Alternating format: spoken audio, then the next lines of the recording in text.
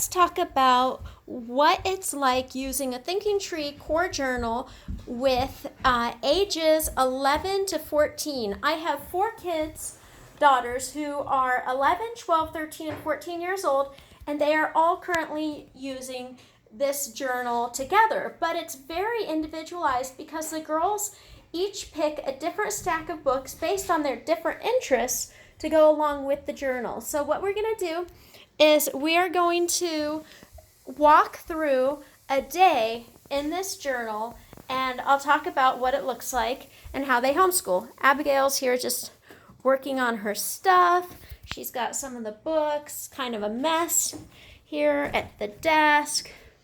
Here we are in our little library. It's a really beautiful day. You can see our view. So I'm going to just open this up and show you. This one is Christina's. She's 14 years old, and she loves horses and she loves reading. And here she is. Okay.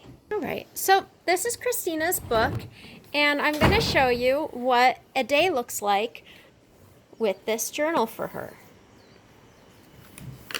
So she would begin with the priority and planning page, and she writes a quote, a to-do list, her plans, her goals, and then there's a Bible reading time. This is a faith-based journal, so she copies a verse, writes her prayer, and then a nature study.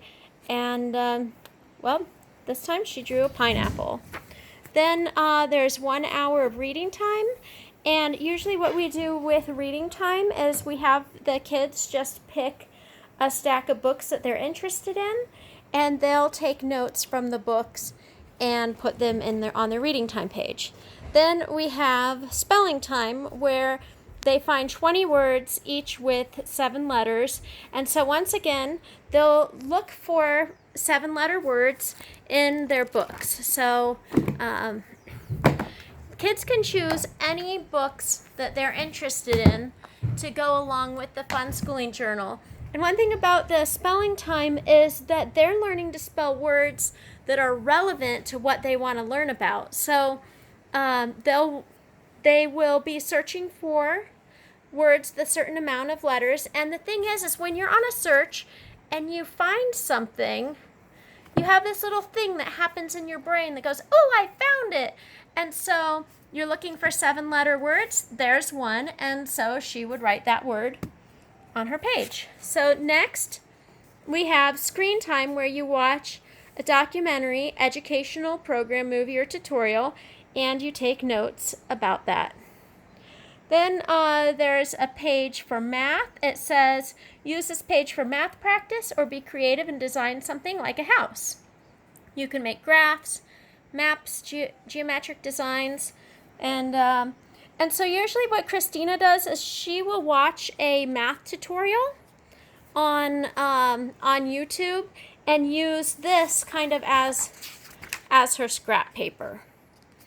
And she also uses Khan Academy and Prodigy for math. Now, Christina's been with our family for 2 years now. She was adopted from Ukraine and didn't speak any English when she arrived. And as you can see, she has developed really beautiful handwriting. And I'm very proud of her. She started to learn to read, write, and spell in English by using Dyslexia Game Series B, and then she did Dyslexia Game Series C, and was immersed in a family of readers.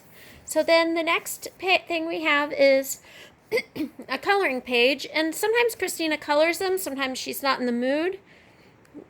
So, So a lot of times when we have the Relax and Be Creative, practice working with your colored pencil pages, they'll listen to a podcast or an audiobook or some music that they really like. So back to here. Now we have geography. This is Travel Dreams Geography, where they choose a city, a state, or any country, and then we ask questions about it, and they do some research, and this is very accurate. Choose any city, state, or country. She chose New York. It says, draw something you would see in this place. And she drew a face mask. And what would you eat? Food. What makes this place unique? Coronavirus. So then we are back to the priority and planning page. And so this little bit of journal was 1, 2, 3, 4, 5, 6, 7, 8, 9, 10, 11, 12, 13, 14, 14 pages in between the date pages. And I have my kids do pages based on ages. So Christina is 14, so I have her do 14 pages a day. And this book works perfectly for teenagers. Now, each of these activities take a certain amount of time. So priority and planning page, it only takes a couple minutes. But part of homeschooling is not just teaching your kids academics, but teaching them to think about their day and to plan. And then when they relax, get creative with their colored pencils, they listen to a radio show, podcast, audiobook, whatever, and they spend that time coloring. And then there's just some little activity, then the Bible reading time that probably takes another 20 minutes. Now for the nature study, they're supposed to go outside and draw something they actually see in nature. She was working in the kitchen, and there are a bunch of pineapples on the counter because the pineapples are only $1 each right now at Costco. So lots of pineapples.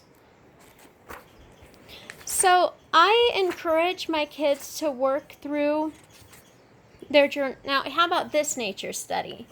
I encourage them to work through their journal and not skip pages, but sometimes they'll skip pages, and but generally they spend, I would say, when you have 1 hour of reading time, you have a 1 hour documentary, and then all these other little activities, it adds up to about 3 to 4 hours of work a day. They may do math for a half hour. And so the core journal just gives your child a structure to work through, doing all different activities that are important to their homeschooling routine. And so I don't have to remember to tell my kids to do copy work every day or tell them to do a nature study. And so they just do it because they know they're supposed to do a certain amount of work in their book each day. So that is a little introduction to using a core journal with a teenage girl. Thanks for watching.